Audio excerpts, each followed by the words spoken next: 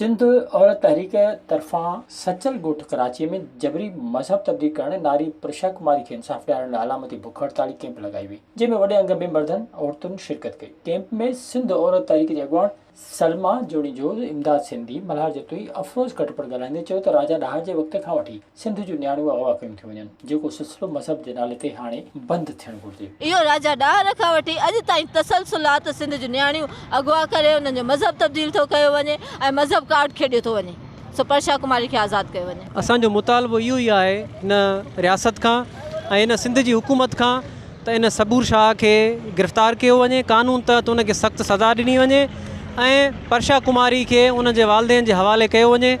इहो असांजो मुतालबो आहे। अॻवान जो चवणु हो त ॼाणी वाणी सिंध जी रवादारी वारे कल्चर खे बाहि लॻाई थी वञे, जंहिंखे असां सिंध वासियुनि खे हर सूरत में नाकाम करणो आहे। विज़िट कयो अवामी आवाज़ मीडिया ग्रुप जी वेबसाइट awamiawaz.pk